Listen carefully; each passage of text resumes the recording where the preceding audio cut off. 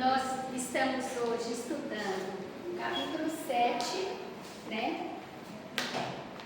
Capítulo 7 do Evangelho segundo o Espiritismo, bem-aventurados pobres de espírito, que na verdade é os pobres pelo espírito. As instruções dos espíritos, né?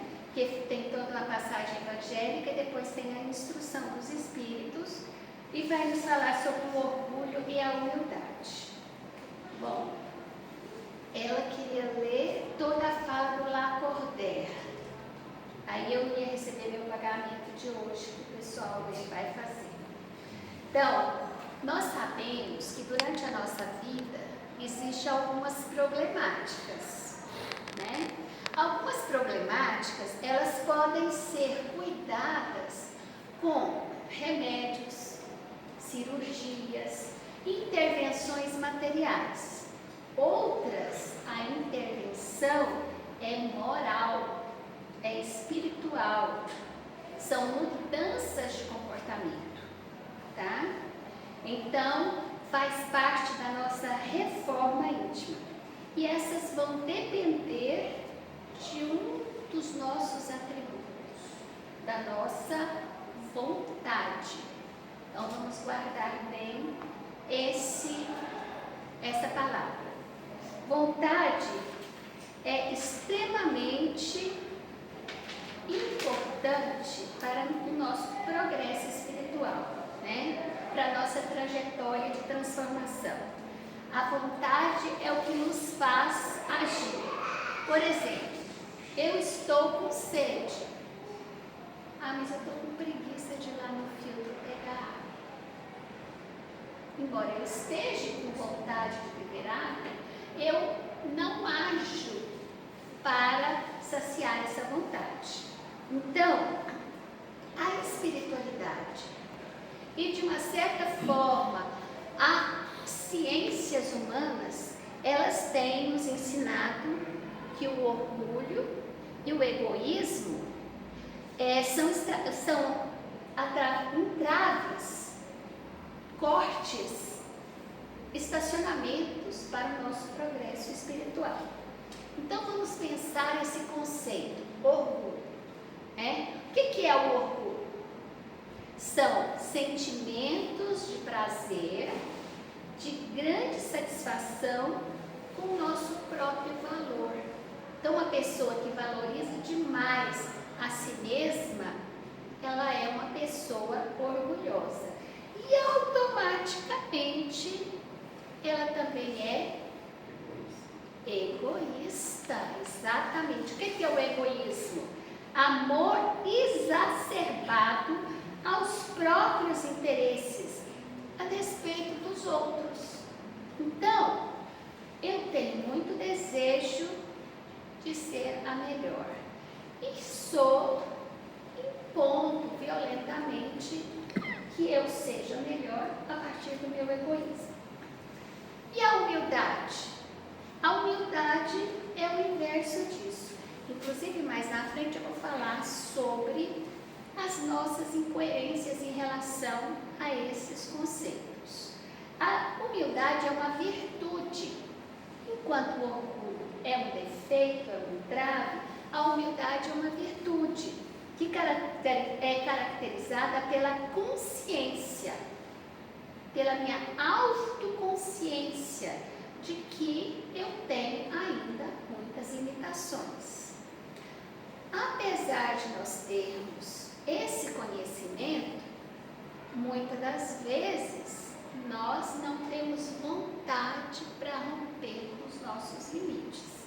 E eu digo nós porque ao estudar para essa palestra, a gente reflete de novo, a gente pensa novamente e aí a gente tem a oportunidade de abrir um canal para que a espiritualidade nos dê novas oportunidades de reflexão.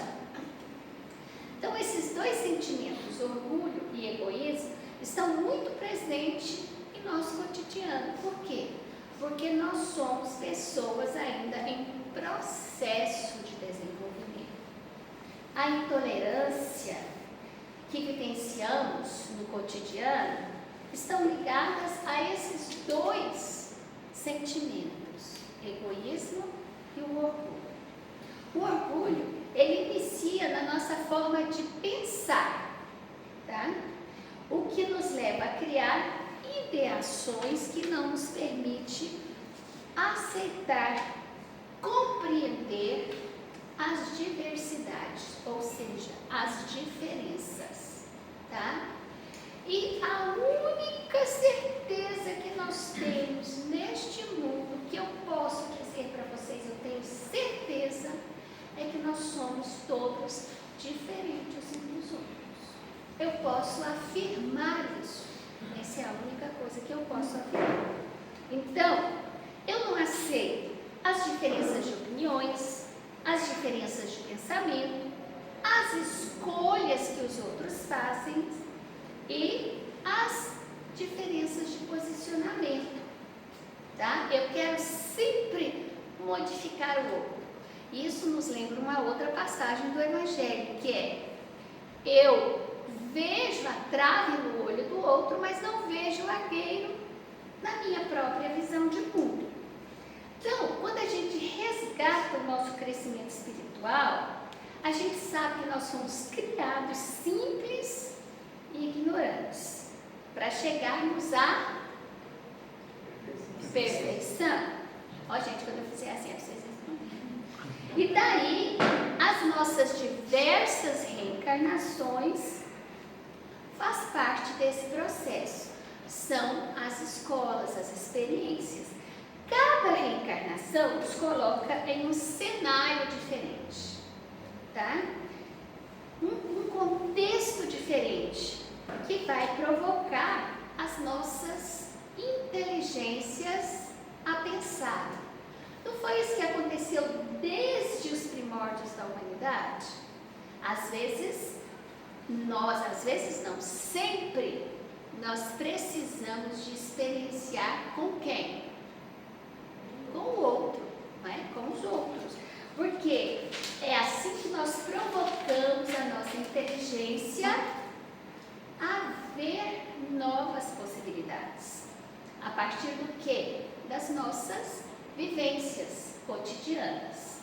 Cada encarnação possui um foco, tá? Então eu, lá no plano espiritual, falo: olha, Ave Maria, não consegui desenvolver isso. Aí os mentores espirituais falam: não, vamos lá, vamos repetir o ano. Você ficou em qual matéria? Você ficou no orgulho? Ah, esqueceu da humildade? Então vamos voltar lá. Então a gente vem, né, com esse foco. São nominadas missões que a gente tem aqui na Terra, quando a gente reencarna. Mas a missão é para quê? Para melhorar. Para mim, né? Não é para o outro, não, é para mim. Então, junto a essa proposta, vem o que de presentinho que Deus nos dá? O livre arbítrio. E daí, nós escolhemos como agir. Que respostas que eu vou dar para a minha vida em sociedade, né? Que respostas eu vou dar para o mundo em que eu estou colocada. Logo, a partir do livre-arbítrio, eu personalizo a minha história espiritual. Por que eu estou falando disso? Eu quero que vocês acompanhem esse raciocínio. Nós vamos falar de orgulho e egoísmo. Então, eu tenho uma história que eu vou construindo a cada encarnação. Então, nós que estamos aqui hoje, não somos seres primários em uma primeira encarnação. Nós somos reincidentes em propostas regeneradoras, porque a gente quer ficar aqui, né? No mundo de regeneração. Eu, pelo menos, quero. A Tia, você não quer, não? Não, claro, né? Nós juntos, nós estamos juntos. Então, cada um de nós somos diferentes. Por que nós somos diferentes? Quando Deus me criou, eu comecei a minha caminhada, tá? Às vezes, do meu lado estavam muitos de vocês, Ou às vezes eu falo, olha lá o Paulo, deixa eu tentar alcançar ele. Olha lá o Nex que fez aniversário esses dias, deixa eu ir atrás dele, porque ele já está bem antiguinho na vida, deixa eu ir lá. E aí nós vamos vivendo, trocando experiências. Então cada um de nós somos diferentes, porque historicamente nós experienciamos, vivenciamos momentos diferentes que são construídos com o quê? Com o nosso esforço, nossa vontade. E o presentinho de Deus? Nosso livre-arbítrio, tá? Tudo isso, independente de vivermos em coletividade, vivermos na mesma cultura. Então, vocês podem comprovar isso dentro de uma mesma família. 4, 5, 10 irmãos, são cada um diferente do outro, né? As mães falam isso, os pais mostram isso, os professores ensinam isso. Às vezes você tem gêmeos totalmente diferentes. Por quê? São espíritos que estão experienciando, vamos falar dos gêmeos, né? São iguaizinhos, cara de um focinho do outro. Mas são espíritos que vivem experiências, histórias de vidas diferentes, tá? Então, independente da nossa cultura, daquilo que nos foi ensinado, nós temos lentes, foco diferente. Quando eu olho para uma mesma coisa, eu posso interpretar essa coisa de forma diferente que qualquer um dos senhores e das senhoras que aqui estão. Porque a minha história de vida, e aí eu coloco a minha bagagem, eu estou aqui, carregando-a por séculos de caminhada, é diferente, tá? A minha bagagem é diferente da Badia, do Pedro, de todos e cada um de nós, né? Então, cada um de nós temos uma atmosfera fluídica. Então, aqui no nosso grupo de estudo, quando a gente estuda o livro dos médios, o livro dos espíritos, a gente está sempre contextualizando, né? O Kardec estava fazendo as suas experiências na segunda metade do século XIX, tá? Lacordaire, nessa lição de hoje, ele ditou esse capítulo 7, essa parte orgulho e humildade, 1863, e o Evangelho foi publicado em 1864, tá? Então, o Lacordaire ditou essa reflexão sobre o orgulho e a humildade em 1863. Quando a gente lê, a gente fala, parece que foi ontem que ele falou isso, porque está tão próximo de nós. Por isso, nós não podemos perder de vista que nós estamos no processo de mudança. Nós ainda somos muito necessitados de autorreflexão. Então, nós precisamos entender que essa individualização, essa nossa atmosfera fluídica, vai refletir quem eu sou, tá?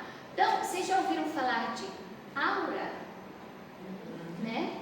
É a atmosfera fluídica que eu construo ao meu redor.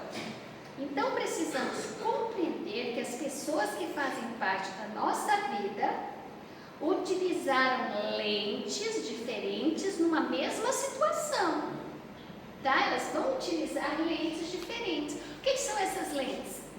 A sua bagagem, a sua capacidade de aprendizado ao longo de todas essas encarnações. Então, com opiniões e pontos de vista diferentes. Cada um de nós trazemos essa bagagem por causa das nossas histórias particulares. A nossa vida espiritual não teve início nesta encarnação. Então não adianta eu pensar que o fulano, nossa, mas o fulano é tão cru. Ele pode ser cru no sentido que a gente costuma dizer para algumas coisas, mas para outras, cru somos nós. Então nós precisamos saber que existem duas faces de uma mesma moeda. Trazemos conceitos diversos e adversos que foram interpretados pelas nossas experiências, que vão balizar os nossos senso de justiça, nossos pontos de vistas, nossos conceitos e definições em relação ao mundo que nós estamos vivendo. Então Deus nos une em sociedade. Olha a lei da sociedade. Deus nos une em sociedade para que interajamos uns com os outros, para que a gente possa interpretar o conhecimento do outro, porque eu não vou pegar o conhecimento dela e trazer tal qual para mim. Não, a experiência dela vai ser interpretada pela minha bagagem espiritual, pela minha vibração espiritual, pelo meu conhecimento adquirido ao longo dessas vidas. Então, eu vou, interagindo com o outro, elaborar a minha inteligência e despertar a inteligência do outro, tá? E daí a gente vai aprendendo a lidar com essas diferenças, porque a gente vê que os comportamentos, essas diferenças são ricas para nós. Quantas e quantas vezes eu olho para alguém e, dependendo da minha maturidade espiritual, eu digo assim, esse aqui eu passo, né? Esse eu quero para mim. E aí eu pego e relaboro de acordo com o sentido que aquilo faz para mim. Então, a gente sempre faz isso nessa lida uns com os outros. Então, nós vamos fazendo escolhas diferentes. Cada um de nós fazemos escolhas diferentes. Para que nesse processo evolutivo possamos confrontar, ou seja, refletir sobre os nossos próprios conceitos, sobre o sentido que estamos dando à nossa vida. À medida que a gente vai amadurecendo, nós vamos cada vez mais nos tornando mais reflexivos, mais silenciosos, porque a gente sabe que a gente não precisa falar às vezes, basta ouvir o outro. Esse é o processo de bem viver, né? Às vezes eu não tenho como consolar o outro a não ser sorrindo para ele, olhando firmemente para ele, dizendo, olha, eu estou aqui.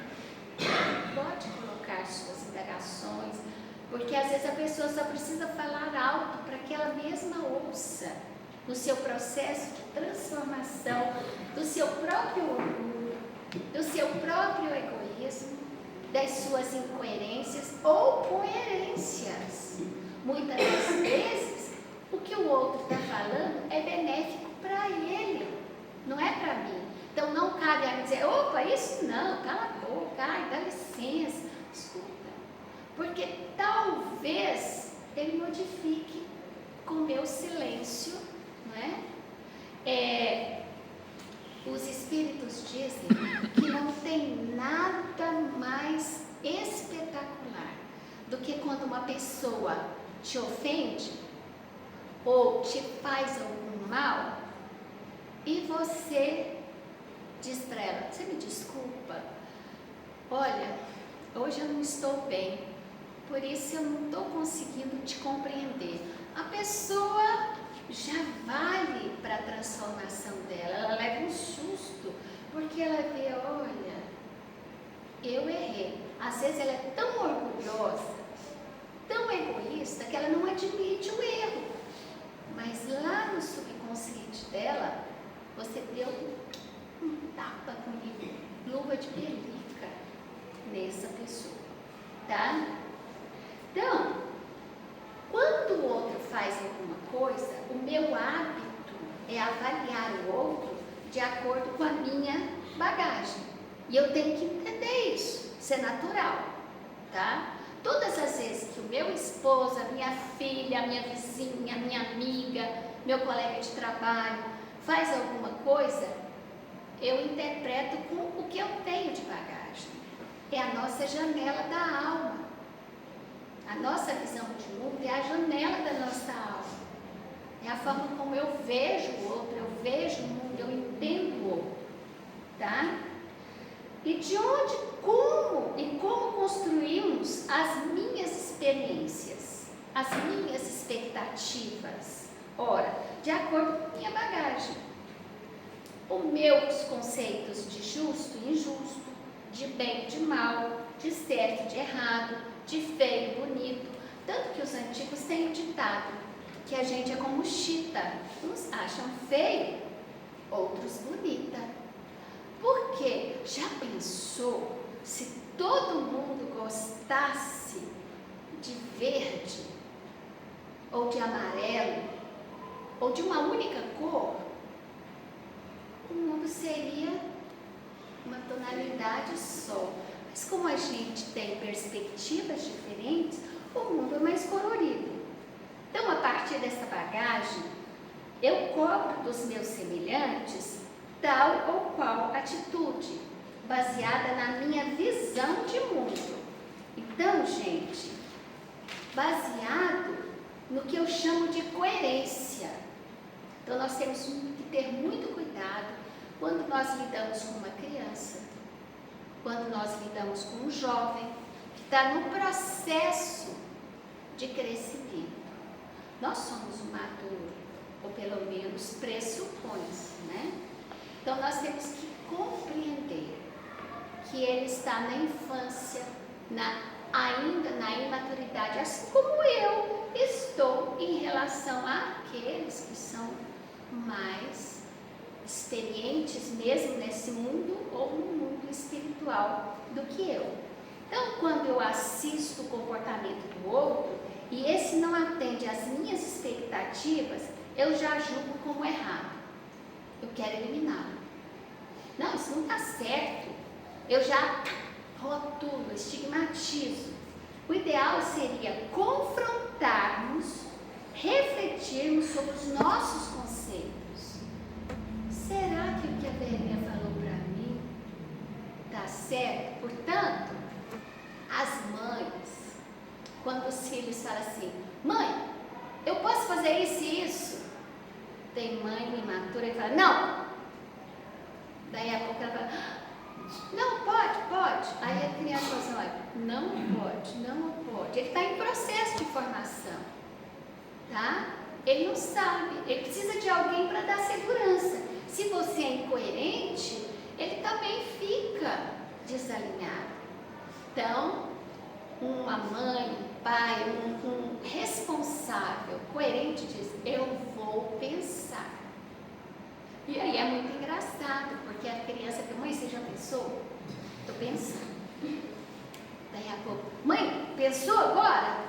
Não, menino, eu ainda estou pensando, eu estou lavando roupa, eu estou fazendo almoço, eu estou limpando a casa.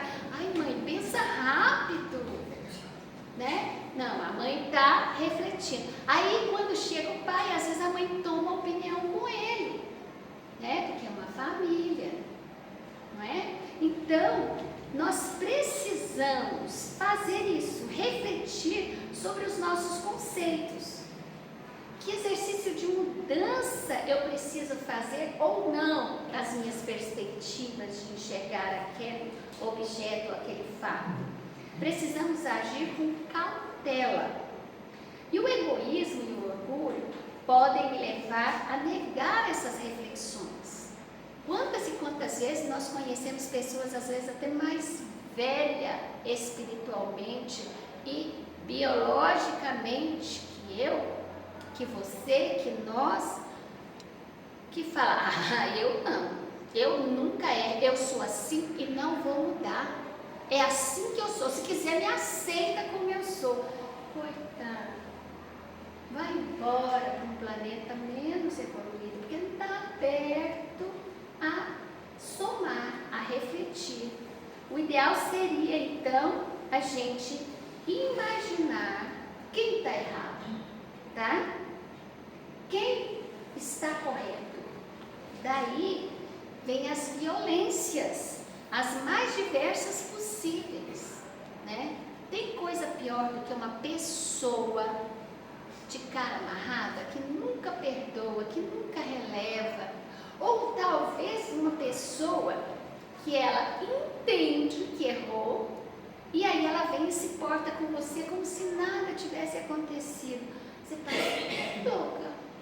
Acaba de me bater dos dois lados da face com o comportamento dela, e agora age comigo como se nada tivesse acontecendo. São pessoas orgulhosas que acham que você precisa entendê-la e achar que ela é certa e correta desse jeito. O correto é: fulano, você me desculpa, naquele momento eu não pensei direito. Mesmo que seja seu filho menor, você precisa disso para ele enxergar que você não é um super-homem, não é uma super-mulher, que você também falha. E aí você explica para o filho: olha, eu estava preocupado com outras coisas, eu estava pensando em outras considerações que eu preciso atender mais rapidamente e me respondi mal. Desculpa, tá?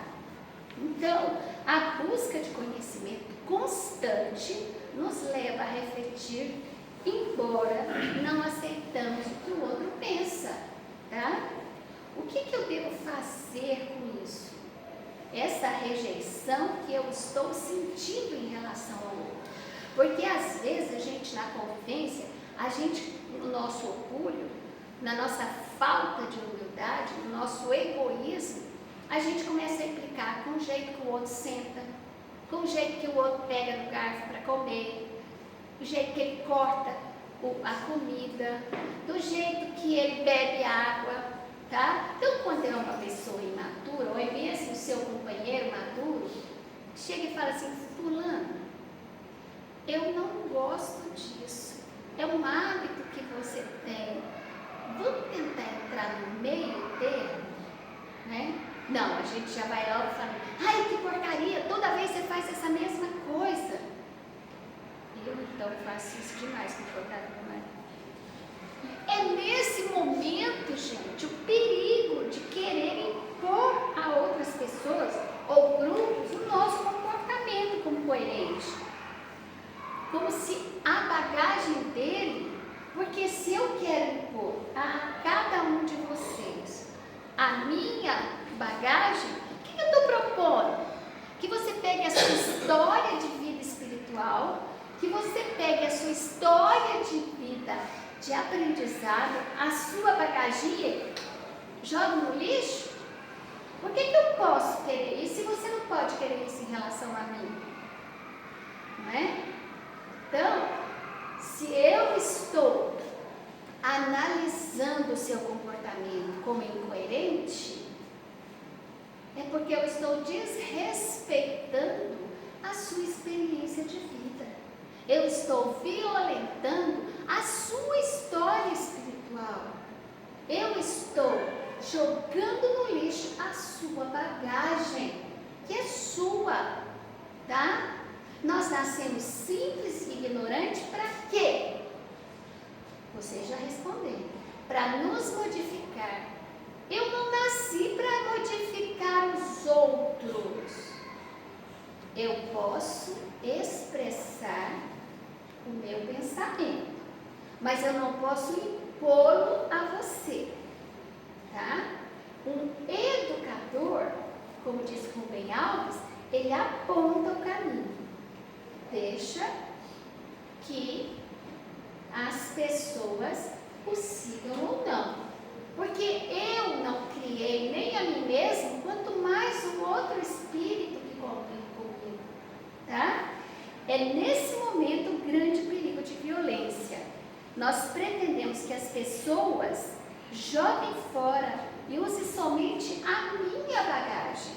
Mas lembrem-se, essas pessoas também podem querer jogar a sua bagagem fora, que você use a bagagem dela.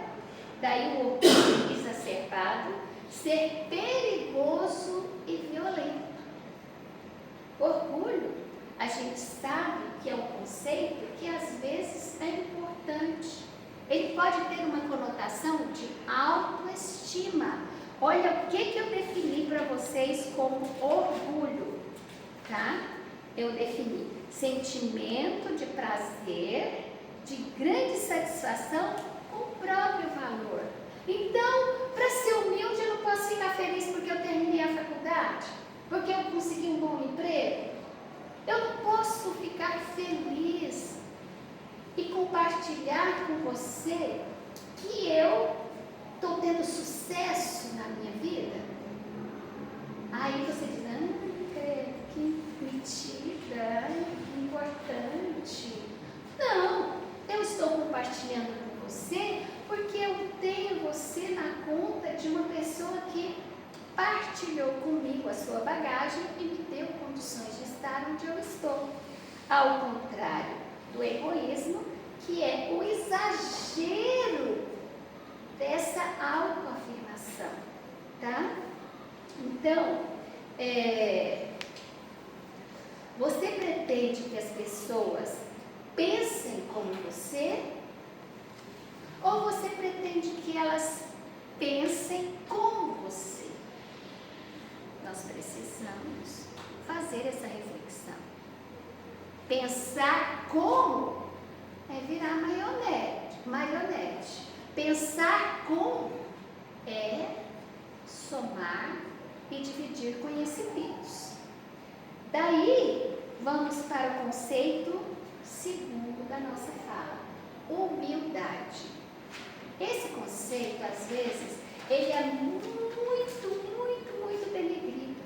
Tem pessoas que levantam bandeira contra a humildade, porque acham que humildade é ser submisso, é ser uma pessoa que não se valoriza, não se respeita. Não. A humildade nos liga à melhor lei que Deus nos ofereceu, que é a lei do amor. Exatamente, tá? Porque o humilde não é aquela pessoa que fala assim, Senhor, você está certo. Não, você também está certo. Não, beleza. Não. O humilde é aquela pessoa que sabe das suas limitações e diz para o amigo, olha, eu ainda não concordo com você, mas eu vou respeitar a sua opinião. Siga em frente com a sua bagagem, tá? Quem sabe eu te alcance e no momento certo, se ali lá danado com ele, te alcancei, cara, você tinha razão.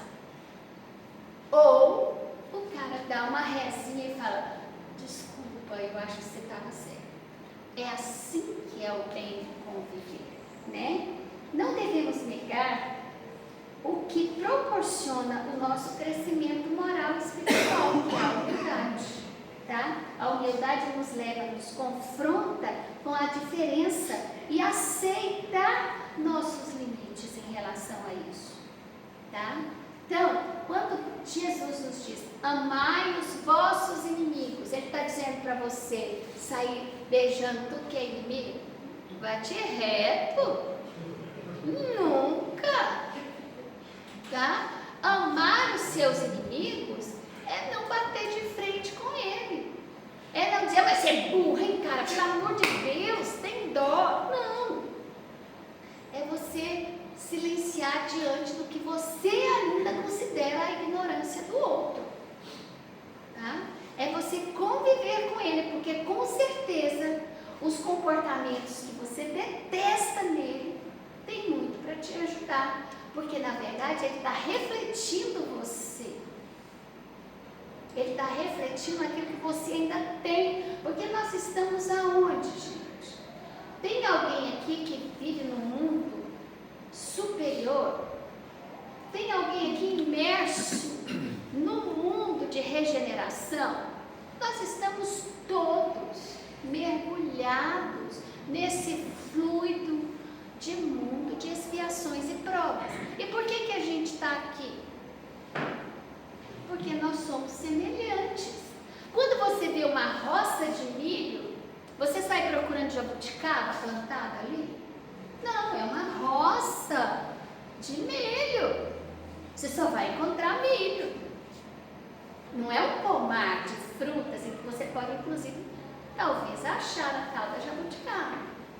Você está ali no meio. Então, nós somos todos plantados no mesmo universo de vibrações. Nós ainda vibramos na mesma faixa. Senão, olha o Evangelho.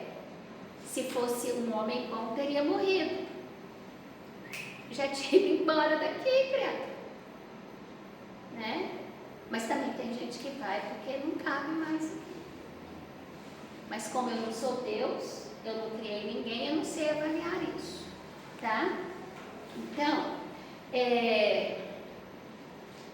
a humildade nos leva a confraternizar com o outro. Não crie os outros, eu não criei os outros e nem a mim mesmo, então não determino a história do outro. Eu não posso contribuir sem violência para a bagagem do outro. Então, o outro é que tem que dar um pedacinho aí da sua bagagem. Aí você fala, você gostou? Né? E oferece para ele. E aí ele, ao longo da caminhada dele, ele pode guardar ou jogar fora.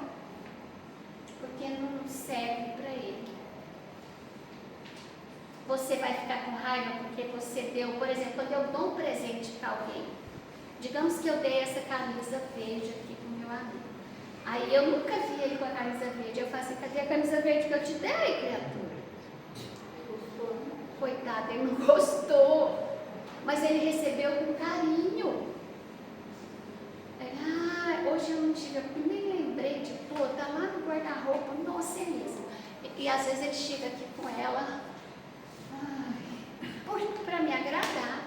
Então, quando você der a sua bagagem para alguém, não seja orgulhoso, nem prepotente, nem egoísta, pode ficar cobrando dele. Mas eu te dei mesmo, cadê?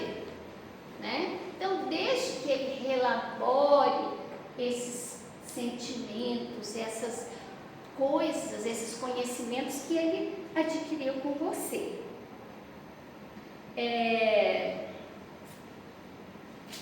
Por isso que a humildade é libertadora. Ela nos leva ao reconhecimento dos nossos excessos, das nossas faltas, das nossas incoerências, das necessidades de melhorar algumas fragilidades ou potencializar mais ainda algumas forças. Os erros e ignorância do outro não pode interferir na nossa história espiritual. Porque senão você estaciona e às vezes ele vai embora. E você fica lá resmungando contra uma coisa que nem era sua. Tá? Então as pessoas orgulhosas, egoístas, prepotentes, ela quer modificar o outro. Ela pensa que ela é Deus. Não, acho que ela tem certeza que é Deus, né? Que ela quer que o outro se reconstrua a partir da bagagem dela. Se o outro tem uma ideia sobre mim, eu, no meu autoconhecimento, sei que pode estar equivocado. Então, às vezes a pessoa fala assim, nossa, a tia Leila é tão boa, ela é uma pessoa calma. Eu olho assim e falo, eu sei. Eu não deixo que isso me atinja, porque eu sei os meus limites. Da mesma forma como alguém fale mal de mim, eu falo, olha, posso até ter alguns defeitos, mas esse aí eu não tenho, mas eu fico quietinha. Para que eu vou cultivar espinho do jardim do outro no meu jardim? Por que eu vou pegar o lixo do outro e colocar na minha bagagem? Eu não. Se o outro tem uma ideia sobre ele mesmo, isso não quer dizer que eu não possa caridosamente mostrar para ele uma outra perspectiva. Olha, você ainda não venceu isso, você acha, né? Muito embora eu não esteja enxergando isso. mas eu acho que você está ótimo. Continue trabalhando essas suas virtudes, está muito bom. Elogios sinceros, não é elogio barato, como a gente chama comumente de puxa-saquismo, exagero, melosidade. Não, ser honesto. Parabéns, olha, você fez isso tão bem, muito obrigada, né? Então, isso é importante para animar a outra a continuar com essa vontade de viver, com essa vontade de acertar, né? A interpretação do outro sobre mim, ela precisa e ela é sempre vista como algo que é alicerçado com a bagagem dele. Então, olha só, de acordo com a experiência do outro, ele olha para mim e me interpreta. Eu vivo com os meus colegas de trabalho, eu vivo com os meus colegas de centro espírita, eu vivo com a minha família, são territórios diferentes, gente. Então, às vezes, as pessoas te interpretam de acordo com o pequeno território de vivência que ele tem com você, de experiências que você dividiu com ele. Ele não te conhece em todos os lugares. Agora imagine, ele não conhece a sua história espiritual. Você nunca teve como, e nós não temos como, abrir a nossa bagagem total e mostrar para o outro. Porque nós somos seres sociais. E na sociedade a gente tem vários papéis, assim como status. Então, às vezes, em um departamento, eu tenho que manter uma certa postura. Então, eu não vou mostrar ali para os meus subordinados os meus totais defeitos.